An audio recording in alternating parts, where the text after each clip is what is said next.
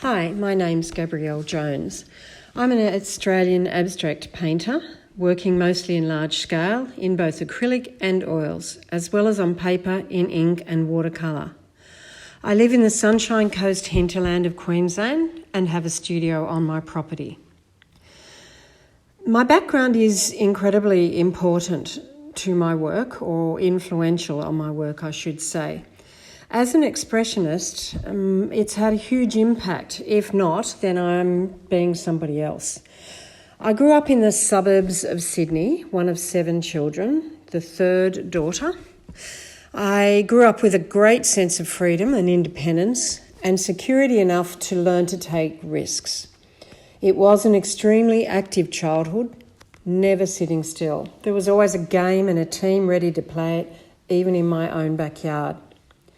Much of our play was imaginative, and you had to hold your own in the physical game as well as in conversation to have any notice taken of you in such a large family. And I was very talkative, so Mum gave me pencils and paper and sat me in a corner so that she had some peace.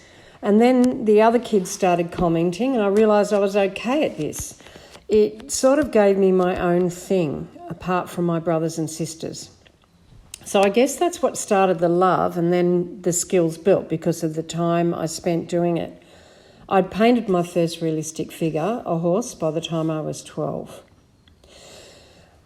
I was raised in a religious family, so I attended a Catholic school for years. Holy cards were the first art I saw. They were little cards given out for good behaviour or good results in tests or whatever the nuns usually thought to give them for. They were often late Baroque paintings. They were paintings of martyrs and saints or biblical scenes, and usually by Italian or French artists. Something about the drama, the light, the writhing figures, the emotion portrayed and evoked, and the overall beauty, perhaps, was setting some sort of standard. They certainly alerted me to a presence beyond what the story was being told, beyond the physical little card that had so much more magnificence, something beyond logic, and otherness that could result from image making. I didn't particularly like them, but I was moved and startled by them, and somewhat horrified, I guess, and they implanted in my psyche. I travelled in later life, but when I did, those paintings came to life, and they marked a shift to the work I now make. They kind of added a gravitas to already abstract work that I was doing. In addition, another event, when I was 7, I nearly drowned. And I passed out, needed rescue type of drowning. And in retrospect, my adult memories of that time can be framed in opposites. The pounding of my heart and the quiet of the water engulfing and filling my ears. The dark of the depths, but scrambling for the light at the surface, the tossing of the rip as I broke through the surface and the strong flow pulling me underneath, the strength in surviving and the fragility of life, the speed of change from safety to danger, and the stretched time of that whole experience of near drowning. The place between life and death, the liminal, here and gone. Looking back, I realise it's been a formative event in so much of my life. Not least, I now see, after 20-odd years of painting full-time, that it influences my work. A lot of my forms tend to challenge their boundaries. They're wanting freedom or release. I also butt canvases up to make a pathway and extend the reach of these forms. Figures jump off a flat surface or try to. They try to defy gravity. And sometimes even my subjects cross boundaries between still life and movement. and the forms from naturalism to expressionism. They kind of all seek an energy and release from this condition of a 2D picture plane. My parents were also vehemently against me being an artist or going to university, as it happens. And I applied and was accepted at Sydney College of Arts, but I didn't know anyone who was an artist. I'd rarely seen a hand-painted piece, let alone real art, other than those holy cards. So I didn't have the confidence to go. I subsequently enrolled in an arts law degree instead. But after working with lawyers in my third year, I realised that it really wasn't for me. So I started working various jobs, eventually also in a graphic design firm that my husband now owns. And most of those jobs I found very boring after 6 months. I think I was always waiting to be able to become an artist, kind of like enough time and then I could do it.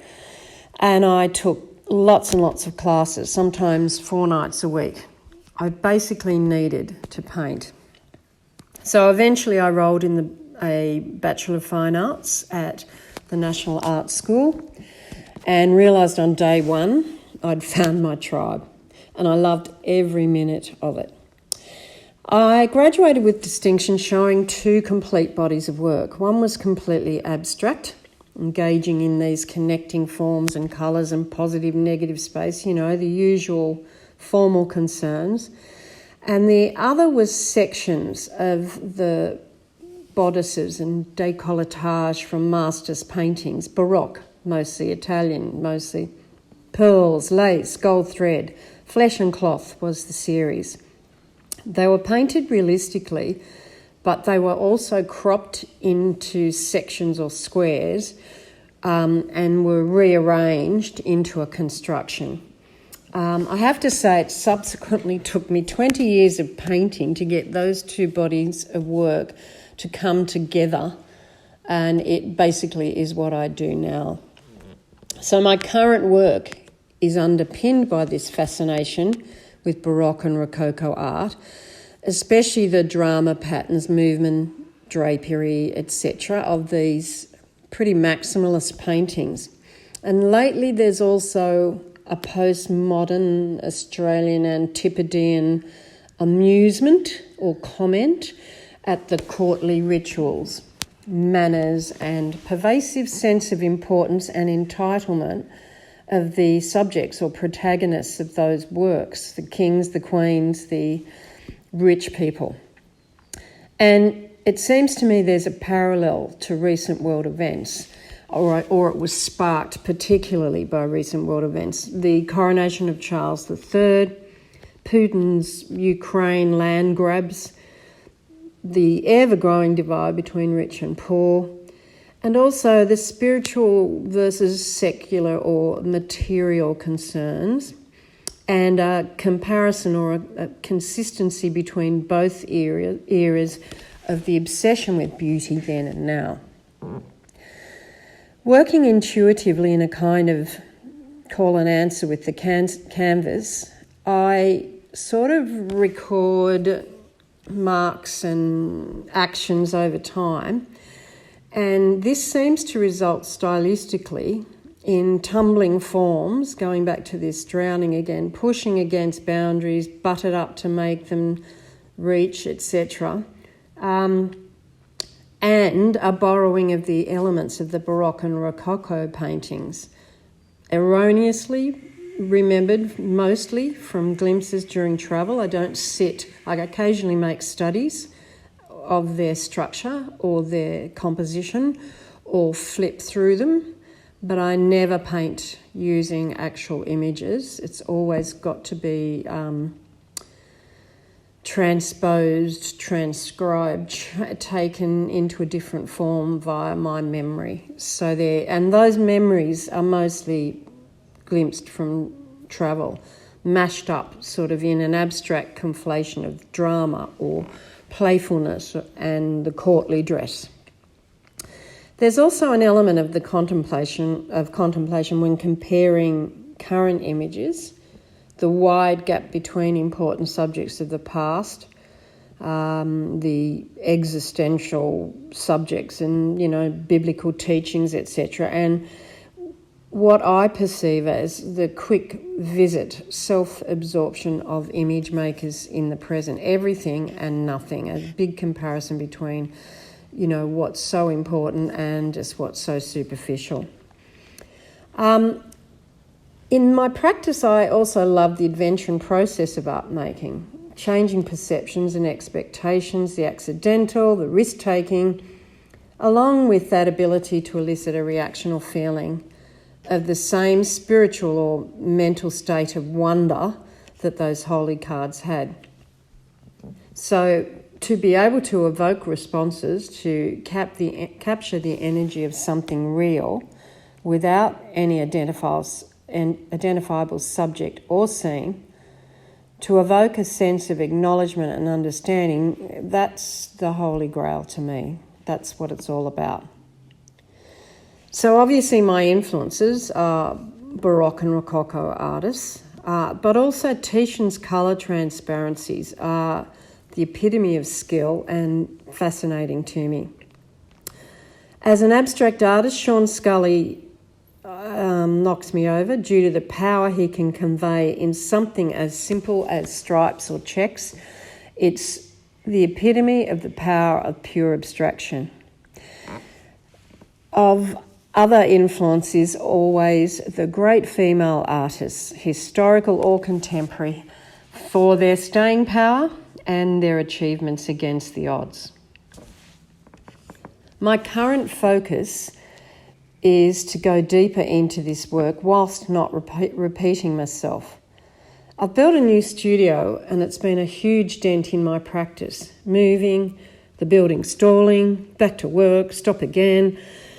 Now it's almost finished. I'm trying to be more disciplined and to get back to the level of my best work.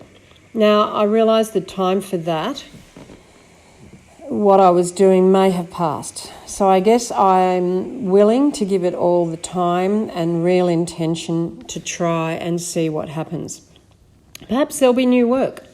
I don't know. I think artists need to go with their energy and how their lives pan out. Life moves on, and so should our art. Like occasionally, a landscape bubbles up in my work. I spent my early years painting them. I let them come.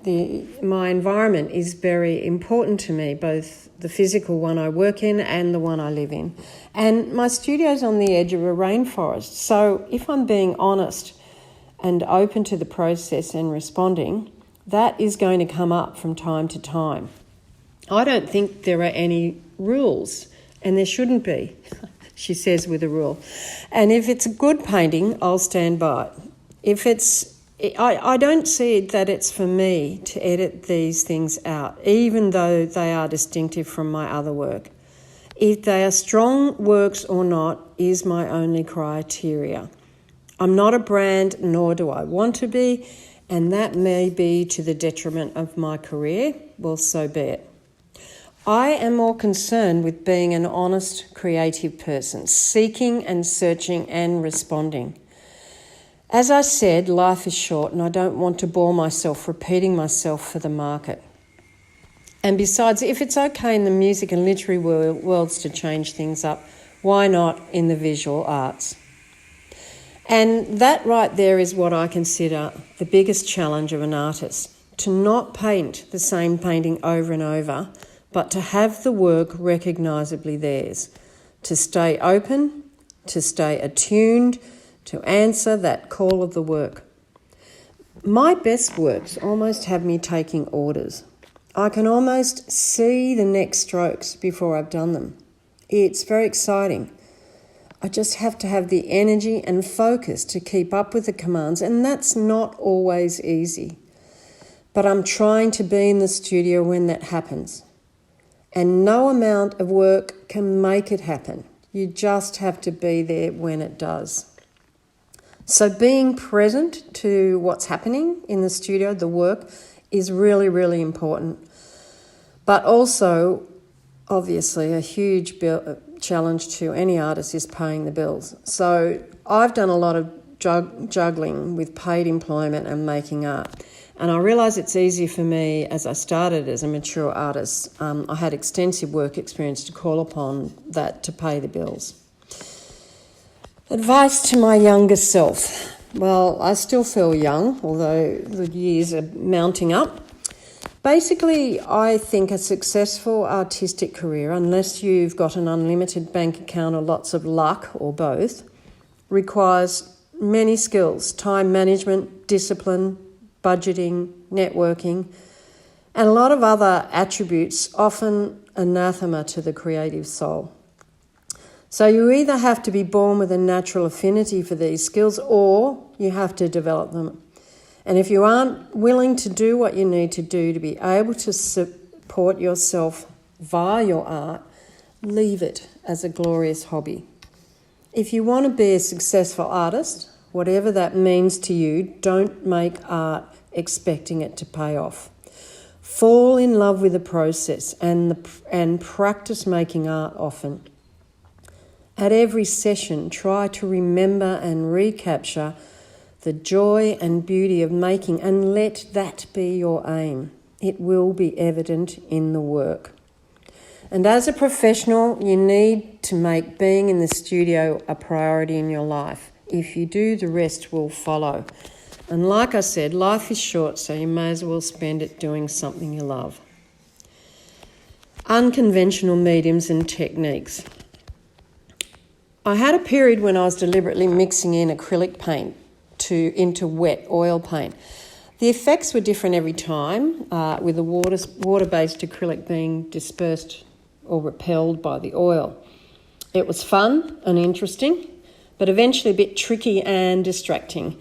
However, the experimentation paid off in that I can get that effect unconsciously now when it's needed. So I would have to say always experiment. It's where the fun and the gold are, and I certainly did lots of that in my early years. Music is incredibly necessary for my practice. I find it switches the brain. It's kind of like a bell, to indicate I'm now working. It helps speed that transition from day-to-day life into a creative mindset. It also can provide the energy and the mood changes when needed. And more than that, it does enhance the joy factor. It also seems to do something to the brain waves. So when I'm deep into a painting, in a reverie, and I listen to contemporary composers almost exclusively then, either to get into the flow, but certainly it happens when I'm in the flow, I need to be totally bodily and mentally in the studio for the best work to happen. So music also seems to provide a wall from the outside, which gives me a place of safety and also a place where I can forget myself. The best reaction to my work. At a certain point in your career, I notice you tend to get a lot of people saying nice general things, particularly on social media. I love your work. It's so beautiful. You're so talented. Look, I'm very grateful that's what they think, but I actually appreciate listening to comments that are more specific to that individual, like how it makes them feel, what in the painting they respond to, what they don't understand, even questions. It shows a real engagement. To have people spend longer than 20 seconds in front of a painting to really look at it and perhaps to register their bodily reactions, well, that's what I paint for, to engage the viewer. And of course, right up there in best reactions is any collector who returns to buy more work because they love living with mine. Pretty good feeling, besides being good for the bottom line. What I hope people take away from the work, one of the reasons I paint large is so the work has a chance to encompass the viewer. I want it to become a world to them, or bowl them over, or overpower them even, but not in a negative way. And as I said, to capture the energy of something real without any identifiable subject or scene, to evoke a sense of aha, acknowledgement, understanding. Well, that's the Holy Grail to me, to respond rather than to name or articulate, to have it a physical reaction, and a positive one is what I'm aiming at.